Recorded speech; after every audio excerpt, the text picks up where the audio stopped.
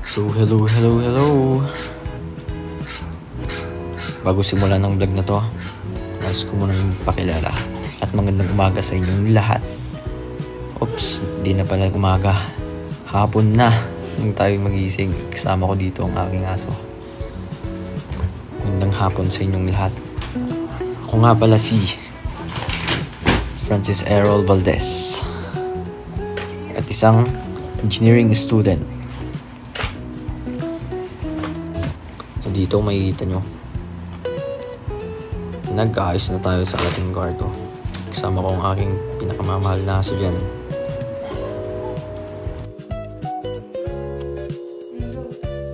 So palabas na kami nyan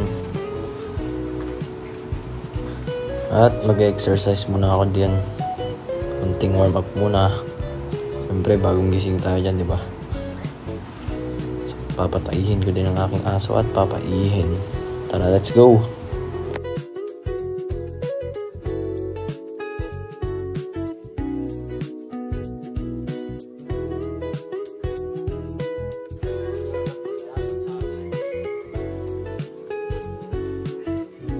So dito patapos na kami at babalik na sa kwarto. So ayan, makikita natin, open na tayo ng iPad at check na tayo ng mga re-review natin for exams. Lalagyan tayo dyan sa size natin. Dahil examination week na naman natin ngayon for finals, sana makapasa tayo. Let's go!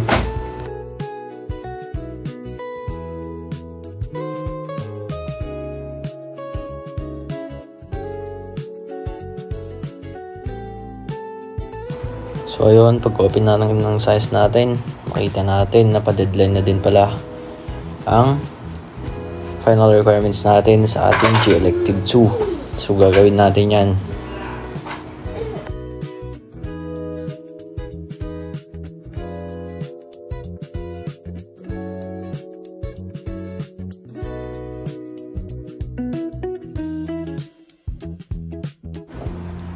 Yun tayo kunyari nagbabasa Technique ba?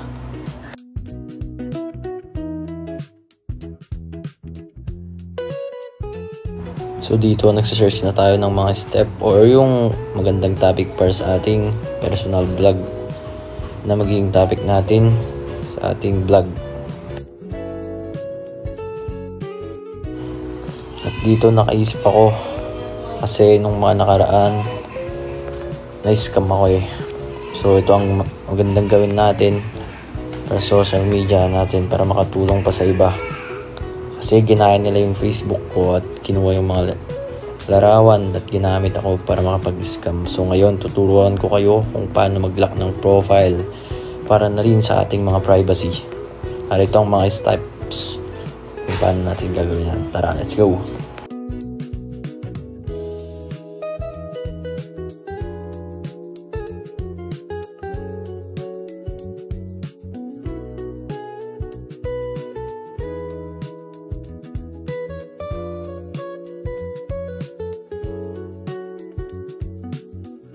So pali dito pala, dinamay ko na rin kung paano mag-lock dito sa Instagram natin.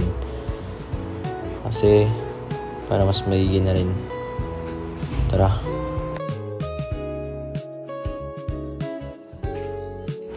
So ayun nga, susubukan natin sa ating sariling account na. Punta tayo sa profile natin, pinutin lang natin yun. Punta tayo sa gilid, yung matatlong dot. At yun, ganun kabilis, makikita mo na dyan kung paano mag-lock ng profile. Pindutin mo lang yon at yun, kaboom! Lock na agad yan mga bro. Let's go!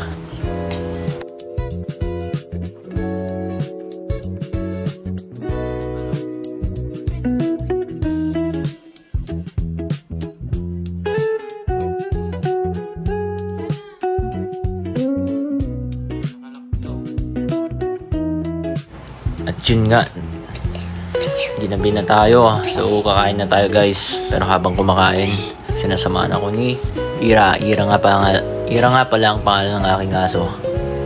At habang kumakain, nanonood na rin tayo ng AutoCAD dahil mag-e-exam din tayo dyan. Tara, let's go! So yun, dito na nga muna magtatapos ang ating vlog for tonight. So yun lang sasabihin ko guys, huwag muna tayong magpapa-scam. Galingan natin maging mautak sa lahat ng bagay. So antok na ko niya, no. Isa lang sasabi ko, privacy muna. Huwag muna click ng mga links ha. Baka may scam tayo. Tara, let's go!